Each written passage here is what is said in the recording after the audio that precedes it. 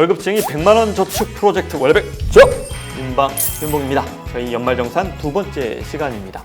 연말정산에 대해서 저희가 유튜브로 한번 살펴보면 되게 많은 내용들이 있어요. 그래서 그 비슷한 걸 또 하긴 싫고 어떤 게 또 실질적인 도움이 되실까 이런 고민을 좀 했었는데요. 그래서 첫 시간에는 구조를 좀 이해하고 계셔야 된다. 정부와 나와의 납세 계약인데 그냥 어떻게 하면 돌려받더라 이것만 생각하실 게 아니라 이런 진행 절차로 이렇게 진행이 되는 거구나 라고 이해하시면 나머지 내용들도 따라가시는데 훨씬 더 수월하실 거다라고 판단을 했고요.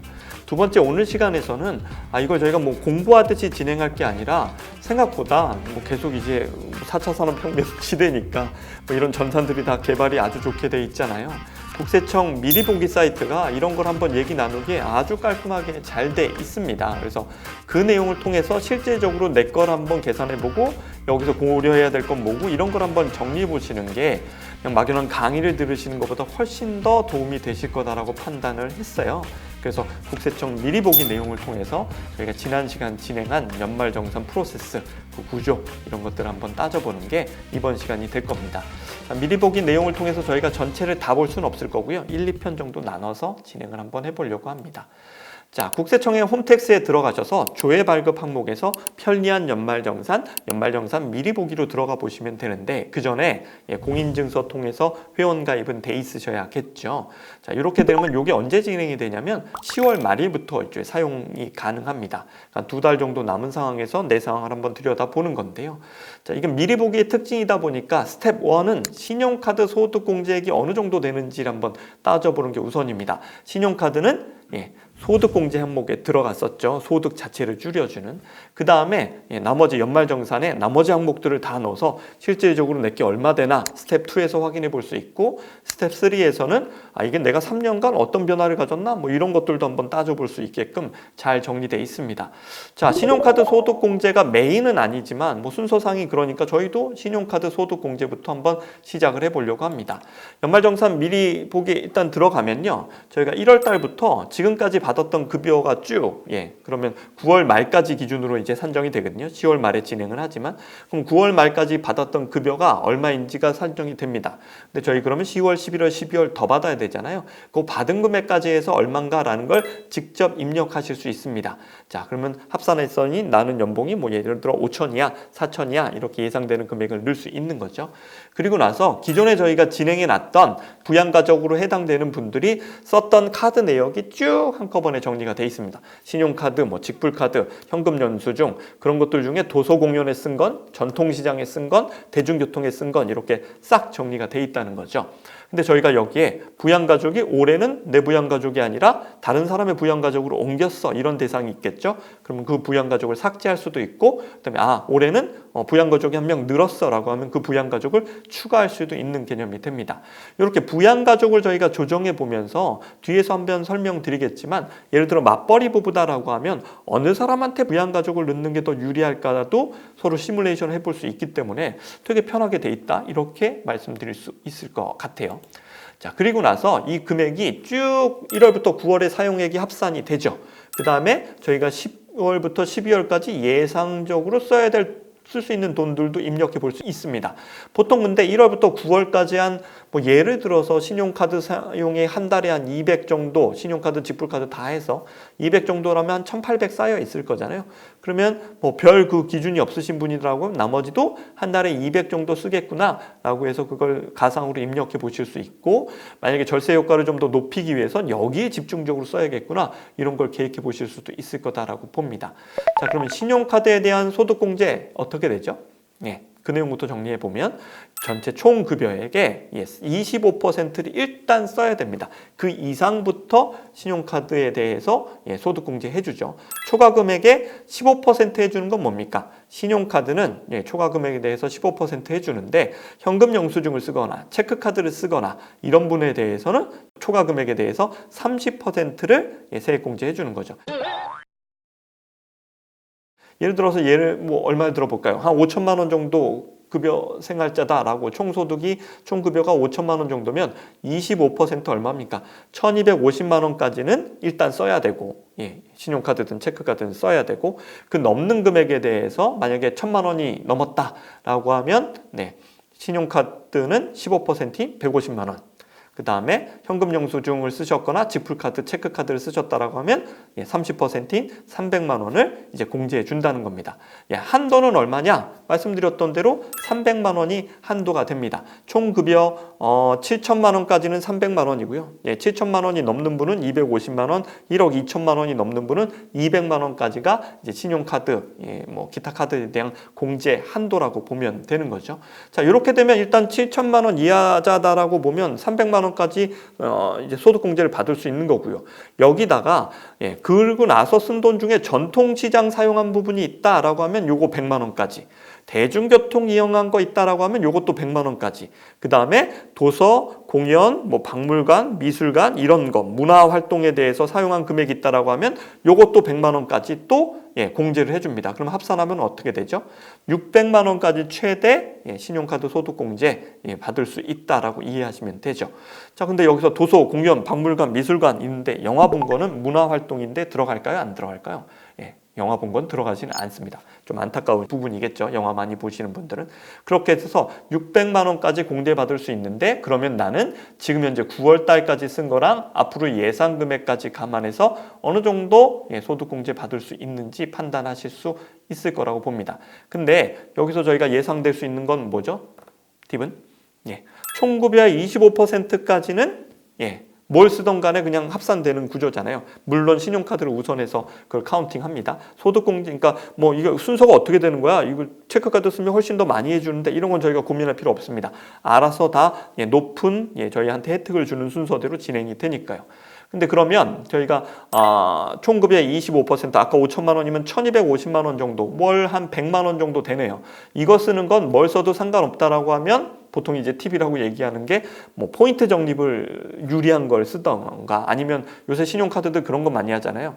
뭐 전달에 30만 원 이상 써야 이번 달에 무슨 혜택을 준다 막 이런 것들을 고려하셔야 되는 분들이라고 하면 그 기준만큼은 신용카드를 쓰고 나머지 것들에 대해서는 체크카드 이런 거 이용하면 되겠다라고 이해하시면 되겠죠. 근데 이제 어떤 분들은 그런 게 해당 안 되신다라고 하면 고민할 거 없이 체크카드 위주로 쓰는 게 우선일 겁니다. 신용카드가 그런 메리트들을 주는 건 자기네들 걸 더 쓰게끔 유도하는 건데 또 월백 접부 관점에서 보면 이런 이슈 있죠. 신용카드가 잘 관리가 되든가 관리되지 않더라는 거죠. 훨씬 더 많이 쓰게 된 걸 유도하니까 그런 걸 만약에 적용하시려면 아주 정말 잘 체계적으로 해야겠죠. 기름을 넣는데 휘발유를 넣는데 할인해주는 카드가 있다라고 하면 그것만 주력해서 쓰다거나 아니면 정말 뭐 연인이어서 데이트를 많이 해야 돼서 그런 혜택들을 좀 많이 받아야 된다라고 하면 한도를 딱 정해놓고 그런 걸 쓰시는 거. 요새는 앱이나 이런 것들을 통해서 즉시 그런 내용들도 오니까 그런 관점이라면 뭐 신용카드도 일정 부분 사용하시면서 그런 메리트를 가져오시되 일반적으로 저희가 현금 흐름, 미래를 대비하는 구조다라고 하면 신용카드는 소비 관리가 안 된다는 면에서 큰 점수는 주지 못했다라는 거 기억하실 필요성이 있습니다. 자, 유의할 사항 한두 개 정하면 아무나 그러면 내가 갖고 있는 뭐 가족들 죄다 신용카드 쓴 거 되냐? 그렇지 않죠. 연간 소득 금액이 100만 원을 초과하는 부양가족, 그 다음에 근로소득만 있는 경우엔 총급여가 500만 원을 초과하는 사람의 사용한 신용카드는 저희한테는 포함되지 않고요. 자동차 구입 비용, 뭐 보험료 납부, 공과금 납부, 대학 등록금, 상품권 구입비, 면세점 지출금 이런 것도 신용카드 공제 대상이 아닙니다. 자, 월세액 세액 공제 받은 경우에도 신용카드 공제를 받을 수는 없고요. 이쪽에서 받았으니까. 근데 중고차는 저희가 구입하는 경우에는 10%까지 신용카드 소득공제를 받을 수 있는 항목에 들어가니까 알고 계실 필요성이 있고요. 그 다음에 신용카드로 결제한 의료비, 교복 구입비, 뭐 취약전 아동의 학원비 등은 신용카드 공제가 또 가능합니다. 이런 부분은 또 추가로 저희가 반영할 수 있는 거라고 보면 될 것 같고요. 법인 신용카드 개인이 쓰시는 경우도 있잖아요. 근데 그때도 법인이 지급하는 복지 비용에 해당되는 거면 당연히 공제받을 수 없다. 신용카드 항목 중에서 이해하실 부분이라고 보면 될 것 같습니다. 자, 그 다음에 이제 신용카드가 먼저 나왔으니까 그 흐름상 저희가 먼저 봤는데 스텝 2 들어가면 이제 소득공제와 세액공제에 대한 내용들을 저희가 진행을 합니다. 연말정산의 핵심은 소득공제 잘 신경 쓰고 세액공제 잘 신경 써야 되는 거였잖아요. 소득공제에 뭐 있었죠? 인적공제 해주는 거 있었고, 저희가 국민연금이나 공무원연금처럼 공적연금 내는 거 있었고, 특별소득공제, 그 다음에 그 밖의 소득공제, 이런 항목들이 있었습니다. 그걸 통해서 저희한테 얼마가 나오냐? 과세표준이 나와서 그거에 따른 세금 낸다라고 말씀드렸잖아요. 그러니까 연말정산 미리 보기 들어가 보니까요. 현재까지 그 해당되는 거에 대해서 납입 금액이 얼마인지도 나오고요. 소득 공제액이 얼마인지도 나오고, 근데 실제 이거에 대한 공제 한도는 얼마이고, 공제 한도에 현재 미달돼서 저희가 추가로 더하면 도움이 되는 건 얼마인지까지 한목에 정리되어 있으니까 되게 메리트가 있죠. 자, 세액 공제 부분은 어떤 것들이 있었는지 저희가 다음 시간에 얘기 나누면서 다시 한번 정리해 보겠습니다. 이번 시간에는 소득 공제에 대해서 집중적으로 한번 본다, 이렇게 이해하시면 되겠죠. 첫 번째 소득공제, 근로소득 기본공제는 저희가 근로소득공제는 지난 시간에 얘기했듯이 자동으로 떼가는 거니까 많으면 한 1,500만 원 선까지 넘어가기도 하고 이런 구조였다라고 말씀드렸는데 그건 정리가 됐고, 이젠 저희가 실제 저희 상황에 맞는 내용들이 들어가는 거죠. 첫 번째 소득공제 항목은 인적공제입니다. 그중에 기본공제, 기본공제는 본인, 배우자, 부양가족 이런 사람들에 대한 기본공제가 되는데요. 첫 번째 근로자 본인에 대해서 기본공제 진행되죠. 연간 150만 원까지 진행이 됩니다. 자, 배우자는 어떻죠? 연간 소득 금액이 100만 원 이하면 배우자도 편입이 가능합니다. 만약에 근로소득만 있는 분이다라면 총 급여액이 500만 원까지 500만 원 이하인 분이면 내 배우자를 저희한테 부양가족으로 편입할 수 있다는 거죠. 역시 공제액은 150만 원이고요. 자, 근데 만약에 사실혼의 경우에는 어떨까요? 실제 결혼 안 했다. 그러면 제외됩니다. 자, 부양가족도 누가 있습니까? 생계를 같이 하는 연간소득금액 합계액 이런 부분에서 저희가 봤었을 때 자녀 이런 부분들이 될 텐데 크게는 존속과 비속으로 나눕니다. 또 어려운 말이 나왔네요.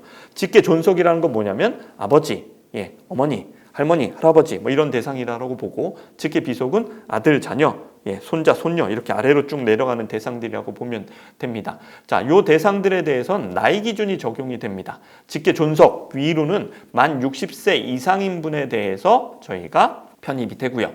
여기서 생각될 거 그러면 배우자의 직계 존속도 되냐? 해당이 됩니다. 직계 비속의 경우에는 만 20세 이하인 직계 비속에 대한 부분은 그런 부분이 진행된다라고 보시면 되겠고요. 형제 자매도 해당이 될 수가 있습니다. 근데 현재 자매의 경우에도 만 20세 이하이거나 만 60세 이상일 때는 해당이 될 수도 있다라는 걸 감안하셔야 됩니다. 형제자매 배우자는 어떨까요? 요건 또 해당이 안 됩니다. 이런 내용들이 저희가 그 미리 보기 사항에서 쫙 보신 다음에 기본공제나 이런 걸 클릭하면 그런 내용들이 자세히 설명이 되어 있으니까 여러분들의 상황과 같이 살펴볼 수 있는 데는 어렵지 않을 겁니다. 자, 인적공제, 추가공제 항목이 또 있습니다. 이렇게 기본공제 대상을 받은 설정한 사람들이 만 70세 이상인 경로우대시면 저희가 100만 원을 추가로 공제를 해주고요. 장애인이면 한 명당 200만 원을 또 공제를 해주고요. 그다음에 부녀자의 경우에는 근로자 본인이 여성인 경우에 다음 두 가지 어느 경우에 해당하는 경우에 또 50만 원의 공제를 해줍니다. 첫 번째, 배우자가 있는 여성인 경우에 남편 소득 유무와는 관계없이 50만 원을 추가로 공제해주고요.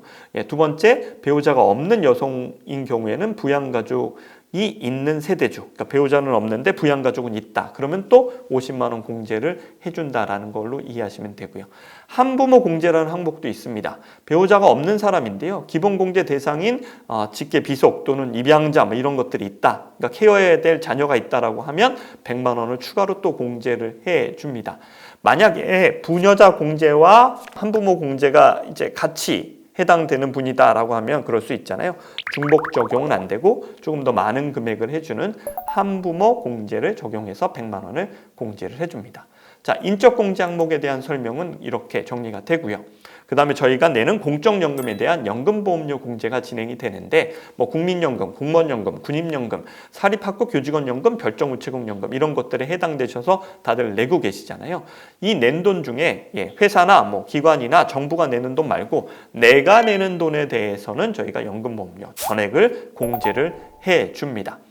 그 다음 저희한테는 이제 특별소득공제 항목들이 있죠. 특별소득공제 첫 번째 항목은 건강보험료랑 고용보험료입니다. 이제 근로자라면 이런 걸 내게 돼 있죠. 그런 부분에 대해서 역시나 내가 낸 돈에 대해서는 전액 공제해주게 돼 있다. 그 다음에 주택자금에 대해서도 특별소득공제 항목에 들어가는데 전세로 사는데 전세대출을 받으셔서 그거에 대한 원리금을 갚을 때나 그 다음에 내 집을 사서 장기적으로 그 빚을 갚아나가는데 거기에 발생되는 이자에 대한 부분을 저희가 차감해주는 내용들이 특별소득공제 항목에 들어갑니다. 그 다음에 기부금 중에 보내받지 않고 놓친 것들에 대해서 2월에서 진행하는 건 또 이 소득공제 항목에 들어가는 부분이 있다라고 이해하시면 됩니다. 그 밖에 소득공제 항목엔 어떤 것들이 있느냐?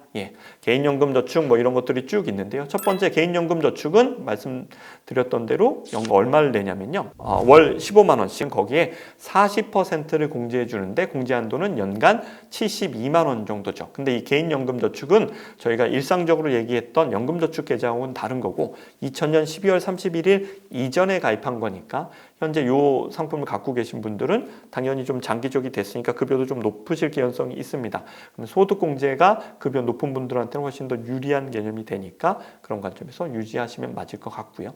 그 다음에 또 대표적인 게 뭐 노란우산공제라고 많이 들으셨을 텐데 소기업, 소상공인 이런 분들이 근로소득 금액에 따라서 500만 원에서 200만 원까지 공제 한도에 따라서 낸 금액에 대한 공제를 받는 상품들이 있습니다. 자, 근데 여기서 특징 중에 하나는 소기업의 법인의 대표자의 경우에도 해당이 된다라는 거 감안해 보실 수 있습니다.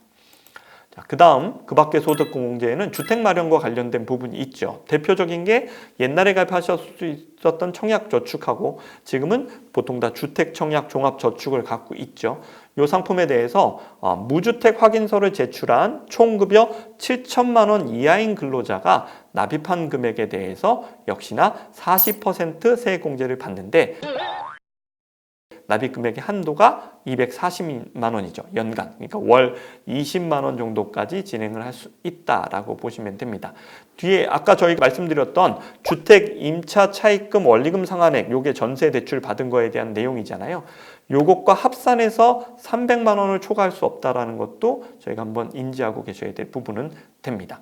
자, 그 다음 항목으로는 신용카드 있죠. 그 다음에 직불카드도 들어가고 현금 영수증도 있고 도서관, 그다음에 공연, 그다음에 올해부터 박물관, 미술관 사용분도 들어갔고 전통시장, 대중교통 이런 것들이 항목으로 들어가는데요. 자, 신용카드를 사용하는 게 체크카드를 사용하건 내가 돈을 쓰는 거에 대해서 정부가 왜 소득공제, 내 세금을 돌려주는 거에 대한 항목으로 잡았을까요? 다 이유가 있겠죠. 두 가지입니다.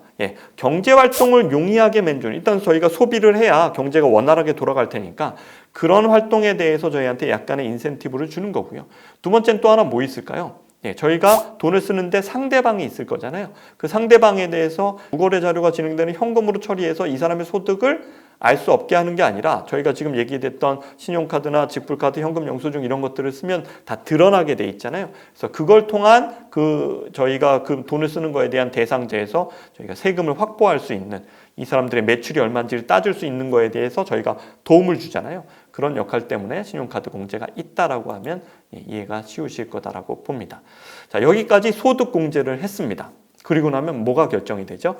과세 표준이 결정이 되고 지난 시간에 말씀드린 대로 종합소득에 따라서 내 세율이 결정이 되는 거죠. 세율이 결정돼서 산출된 세액, 산출세액이 만들어지고 나면 세금을 직접 깎아주는 세액 감면이나 세액 공제 항목들이 있는 거죠. 이런 내용들이 어떻게 되는지를 확인한 다음에 결정세액을 확인할 수 있습니다.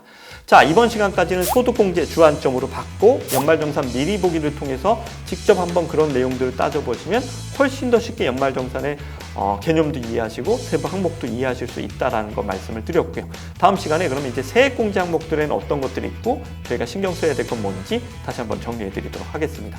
감사합니다.